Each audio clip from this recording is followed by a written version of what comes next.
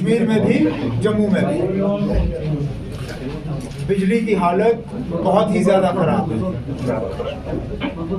हालांकि गर्मियों के महीनों में हमारे पावर प्रोजेक्ट्स की बिजली की पैदावार जो है सबसे ज़्यादा होती है।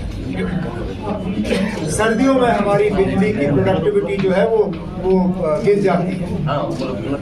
इस बात के बावजूद कि अभी हमारे प्रोजेक्ट्स की बिजली की पैदावार पीक पे है, इस तरह का बिजली का हाल हमने इससे पहले शायद ही ना देखा।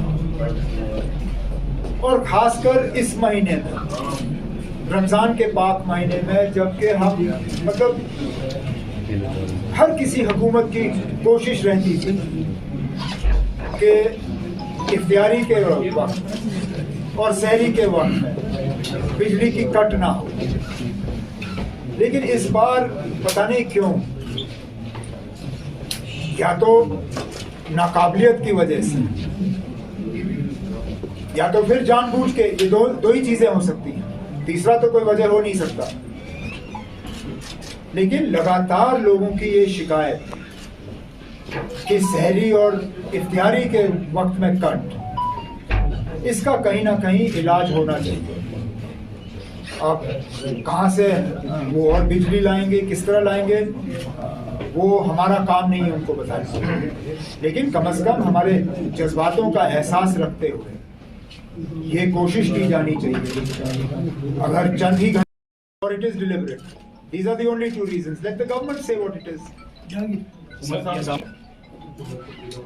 एक तरफ से तो कहते हैं कि हालात लगभग नॉर्मल हैं।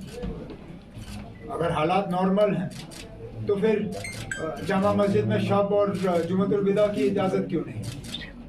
या तो फिर ये एक आर्टिफिशियली क्रिएटेड नॉर्मलसी, या तो फिर लोगों को दबा के नॉर्मलसी का एक हवा बाकी मुल्क में जो है बेचा जा रहा है।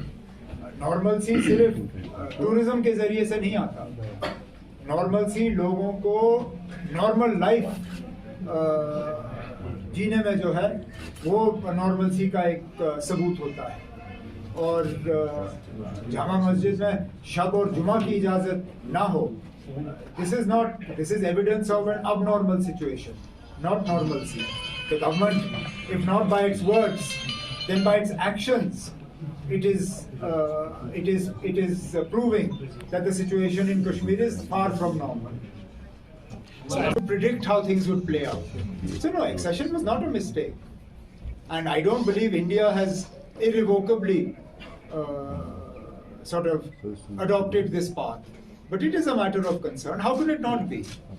Now, जब मस्जिदों के बाहर जुलूस निकलते हैं और जुलूसों में नारे होते हैं कि इस मुल्क में रहना है तो जय श्री राम कहना है, What do you think people will feel? मैं माफी चाहता हूँ, जब मुसलमानों के घरों पे बुलडोजर चलते हैं और आपके टीवी के बड़े बड़े एंकर कहते हैं कि ओह अब बुलडोजरों की कमी पड़ेगी, क्या हमें इंपोर्ट करने पड़ेंगे बुलडोजर, या मेड इन इंडिया बुलडोजर होंगे? How do you think we feel जब आपके टीवी चैनल के बड़े बड़े एंकर उन बुलडोजरों पे चढ़ते हैं और फिर बुलडोजर के ड्राइवर को कहते हैं ना आपने तो सिर्फ इसका छत उड़ाया, इसकी दीवारें क्यों खड़ी हैं, दीवार भी उड़ा दो। What do you think people will feel? So I mean, please understand, there are sentiments attached to this.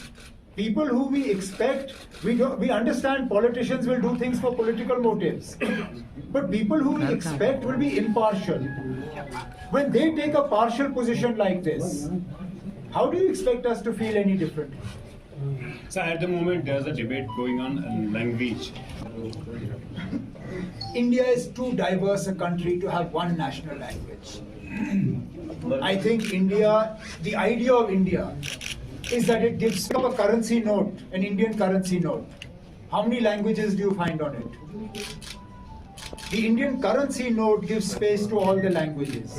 If the Indian currency note can give space to all languages, then obviously it is understood that we are more than just one language. We are more than just one culture. That's the point. We are more than just one religion. And I think it's important to recognize and respect that. We must give space to everybody. If If in Jammu and Kashmir we do not impose language, why should anybody impose language? Let people choose. Why should there be a national language? I don't think a place like India needs a national language. We don't need a national religion. We need to give space to everybody. Umar साहब क्या ये बात नहीं है, लेकिन अब इसमें थोड़ा सा और हो गया है. It has been mainstreamed like perhaps never before. That is true, and it's unfortunate.